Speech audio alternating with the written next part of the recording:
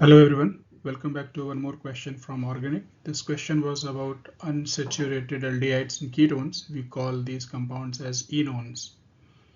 So the molecular formula was given to us. We were asked about what are the possible conditions. Some tests actually were given to us and we had to see on the basis of these possibilities what our compound can possibly be. So we'll see the question first, then we'll come back to the discussion what these reagents might possibly be doing. Here goes the question. We have two compounds X and Y, and out of these two their molecular formula are given. These are acyclic compound, that's also given. Molecular formula is same, both are acyclic. Then compound X is giving positive Tollens test, compound Y is also giving positive Tollens test. Both are giving positive bromine water test, and compound X can show tautomerism while compound Y cannot show tautomerism. This question was one or more than one correct, which is expertise of JEE Advanced. And here there are options. So we had to see X and Y are position isomers or chain isomers. These two options were, we had to decide which one is the condition. Then also it was asked why, whether it is coming from the aldol condensation of the acetaldehyde or not. So aldol condensation's knowledge we were tested for.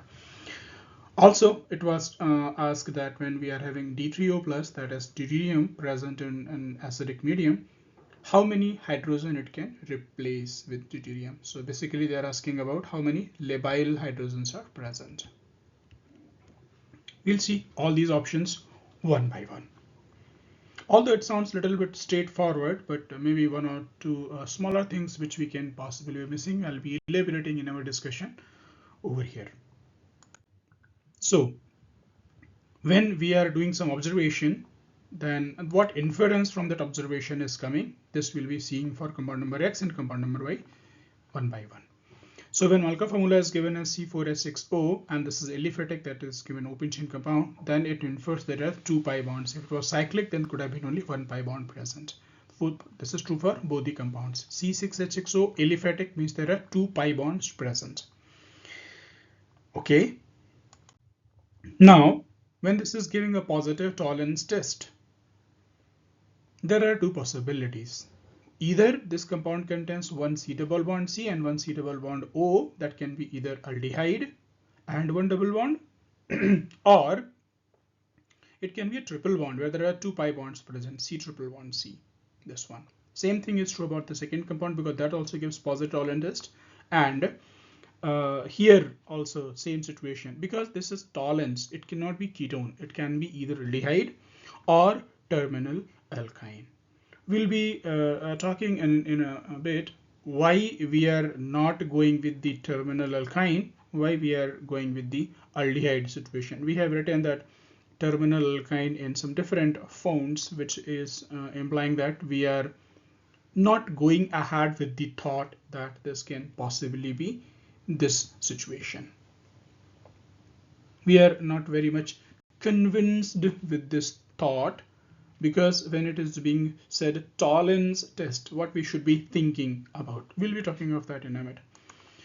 Okay, so here we have got the next test, which is bromine water test. Once again, if there is a bromine water test, we are assuming because there was one C double bond O, that is aldehyde present, there must be one C double bond O present in both the compounds. So if we are agreeing to the thought that aldehyde group is already present in our compound, then there is one more C double bond C present. That was the idea behind the bromine water test. So these are the observations and the inferences which we can draw coming from these observations or the whatever facts were given. Then the last thing was given to us, that this can show tautomerism. So if it is saying that this compound number is showing tautomerism, then oxygen containing compound which can show tautomerism, it is expected this compound must be having some carbonyl group present, because the alpha hydrogens present on the alpha carbon with respect to carbonyl group can show tautomerism. And not only just alpha hydrogens, any hydrogen which are coming onto any of the conjugate positions, they could also have done the same thing. But in compound number Y, it was told it cannot show tautomerism. That means there is no confirmation of C double bond O being present, and if there is no confirmation of C double bond O present in this compound, there can be no alpha hydrogen or no conjugate position of hydrogen should be present. So this last observation that one compound is showing tautomerism, another compound is not showing tautomerism, can be giving us a clue that this condition which we were saying earlier, we can disregard this thing, because we have not seen hyperconjugate, the tautomerization coming from the compounds which is not ketone or aldehyde. Like actually there are a number of compounds which can show tautomerism, but at least in the terminal alkynes we have not seen that term called tautomerism happening. So with that reasoning, we can be disregarding the terminal alkynes for both the compounds X and Y. We are going with the thought that these compounds can be aldehydes and there is some unsaturation. So the possible fate which we can say, these compounds can be, compound number X can be one CHO group and one C double bond C, one CHO group and one C double bond C. Both of these possible compounds can be the answer.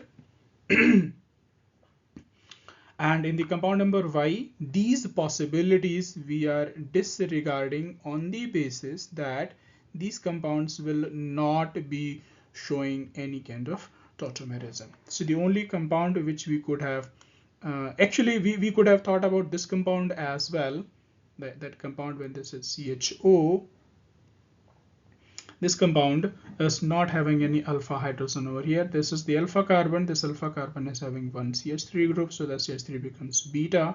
This CH2 also becomes beta. So whatever we have written onto the right, in fact, out of all 5 compounds onto the right for the situation of Y are not supposed to be showing the tautomerism. Okay, so in X there are possibly 2 compounds, in Y there are possibly 5 compounds. Out of these 5, the one written onto with respect to the terminal alkynes can be disregarded, as we talked about earlier.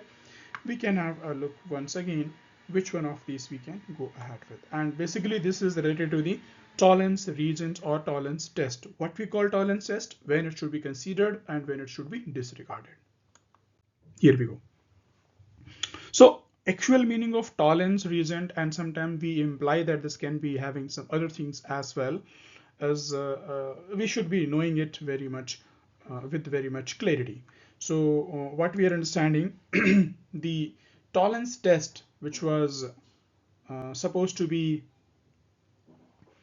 done for any of the cases, this was actually coming from Bernhard Tollens, who had used it for identification of aldehydes and ketones. And we already know this is silver nitrate and ammonium hydroxide. Some sodium hydroxide also we are adding. So we have been writing this number of times when we have learned the coordination compounds as AgNS3 twice plus. This is the active ingredient, and this is supposed to be oxidizing agent. Although it is mild and selective oxidizing agent, it oxidizes only aldehydes. Ketones, no oxidation was supposed to be happening. Although there are some other related like compounds like alpha hydroxyketones and all, which can also do the same job as Tollens do. But the main thing, the key thing in the Tollens test implied, when we are reacting our aldehydes or ketones or any such compounds, if Tollens reagent is reacted, if it is a positive Tollens test, this point should be noted. If this is a positive Tollens test, then the precipitation of elemental silver as that black deposition along the walls of the test tube or the container gives us what we call as silver mirror. That shiny black deposition of metallic silver is giving us an appearance which looks like mirror. That is what we are calling a silver mirror. So silver mirror and Tollens, positive Tollens test should be going side by side, as we can see in this particular image. Here we can see the shiny deposition of silver, what is coming. This is the implication of the positive Tollens test. Okay, then what about when terminal alkynes were present? They were also known to be giving us some reaction, some observable changes. Okay, we can see that. We know terminal alkynes having acidic hydrogen are reacting with the same reagent, that is ammonical silver nitrate. But the thing is, now we are not getting the silver mirror thing. What we are getting in this case is white precipitate, which comes from the formation of silver acetylides. This is not the silver mirror which is coming from elemental silver. So terminal alkynes giving some observable changes should be disregarded as the positive Tollens test because there is no elemental silver coming. With this thought, if we go ahead, we go back to our main question, we can disregard the possibilities what we have seen about the terminal alkynes having alcoholic or aldehyde group for compound number Y. We can disregard that for sure. So compound number X, there are two possibilities. Compound number Y, there is just one possibility. Here we go. Yeah, so talking about the nature of isomerism for these different compounds, we are disregarding the alkynes from our discussion. Like we are considering that those terminal alkynes having ether or alcoholic group, those are not valid thing for the compound number Y. The only valid thing for the compound number Y was that aldehydic having some side chain double bond.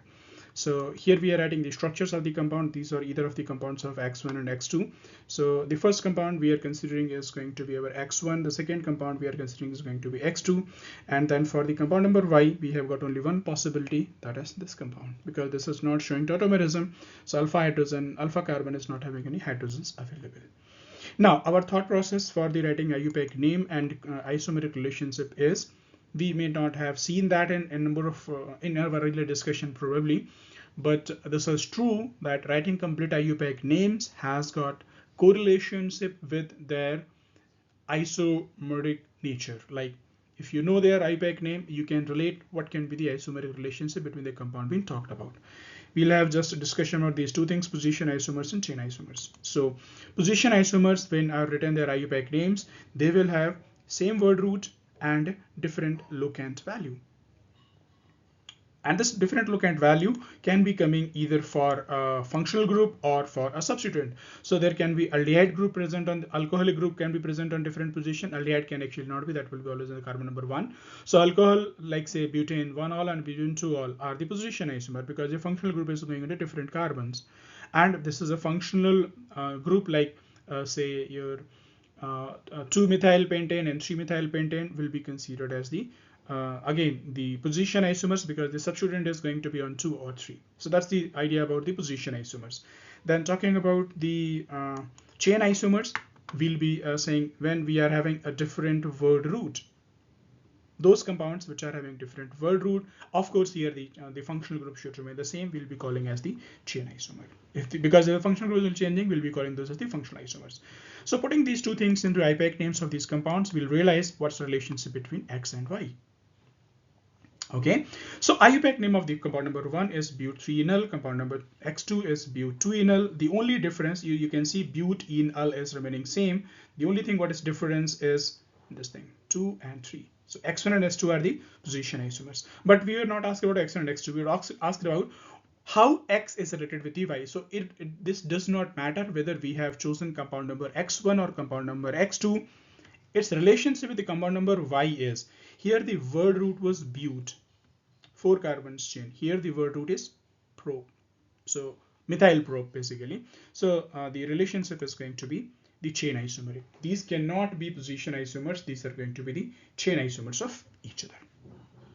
Okay, fine. Now talking about the product of the aldol condensation. So if that one of the options, second option was if you are having aldol condensation of acetaldehyde, then we are getting the compound number Y. That is not true. We can't get the compound number Y. We can be getting some of the compound X, what we have written. X2 basically is coming from that. So see, when we have taken some base as per the aldol condensation conditions, this is reacting with the acidic hydrogen of the alpha hydrogen of the acetaldehyde. We are getting this kind of carbonyl generated, that is enol ation. This enol ation can attack onto another aldehyde group. This is here. So this enolate is going to attack the aldehyde group. This bond will be broken. We'll be having in this subsequent step the formation of alkoxide, beta hydroxy alkoxide, and this will be, after getting protonated, this is converting into alpha carbon, beta carbon, this is beta hydroxy carbonyl, and this is the new carbon-carbon bond formation which has happened. So 2 carbon compound acetaldehyde is converting into 4 carbon compound, and that too after hydrolysis, after dehydration, the subsequent step, there is a loss of water happening in this particular step. We are getting this compound which is called as crotonaldehyde or alpha beta unsaturated carbonyl compound. This is the aldol product. But this product is not Y. They asked that acetaldehyde, when this is undergoing aldol condensation, is going to produce compound number Y. This is not Y. It is not possible. This can be one of the compound number X. Which one? X1 we can possibly say, because we have named X1 and S2 both the possibility. This can be X. This can surely not be Y. So this option was not going to be correct. Going to the labile hydrogens. So whether you go ahead with the X1 or go ahead with the X2, it does not affect our answer. So in the X1 compound, these 2 alpha hydrogens are labile because they are alpha hydrogen, but not just the alpha carbons hydrogen. If you have got any conjugate position, these 2 hydrogens are also labile. If you want to see how is that happening, we need to write the tautomeric equilibrium. So in the tautomeric equilibrium, what is going to happen now, we will see when this hydrogen is undergoing, one of the hydrogen we have tautomerized, so that one hydrogen from the alpha carbon is coming over here. Now if you tautomerize this back, this hydrogen can be appearing onto this position. So this hydrogen can be going there, this can be coming back here. Now this implies this hydrogen can also be coming back over there. If this hydrogen can go, this hydrogen can also go, this hydrogen can also go. This hydrogen was already going. So how many alpha hydrogens? 4 alpha hydrogen for this compound are going to be in the tautomeric equilibrium. They can be tautomerized. The same thing happens for the compound number X2, although it may be a little bit difficult to comprehend. We are starting from this compound in the beginning itself. So if you are moving this hydrogen in the tautomeric equilibrium, this hydrogen will be appearing onto the oxygen, then this hydrogen can be going back onto the same position, or this can be ending up into this position. So you are having this compound is same as that. The idea is the compound number X1 and S2 and X2 in the presence of acidic medium or in presence of base can be interconverting into one another, and both of these are having 4 labile hydrogen each. Whether you choose X1, that is prop 3-enol, or you choose X2, that is prop 2-enol, both are going to have the very same situation. Okay. So here we are having our final conclusion about the question. So we'll be seeing which option was correct, which was incorrect. So first option is going to be incorrect because this is not the position, this is chain isomer. This option was correct. The option number D is correct. Option number 1 is not correct. And this is Y is coming from the aldol condensation is not correct. It was X which was coming. Actually, we have seen that it was compound number X2 which was coming from the aldol condensation. This is also incorrect option. Then option number C was correct, and this we said when we are doing deuterium exchange, there are 4 hydrogen which are labile, and X and Y are the chain isomer. Whether you choose X1 or X2, this is going to be remaining the same. Our answer does not change whether you choose X1 or X2. So X1, X2, whatever you could have chosen, this was not decided, but still it gives you the same answer. And that was the discussion about the possibility of the enone and the possibility of the tautomerization and the Tollens test, how it is going to decide which compound we should take and which compound we should not. That's all in this question. Thank you. Bye bye. Keep supporting our channel by liking and subscribing, and see you next time. Thank you. Bye.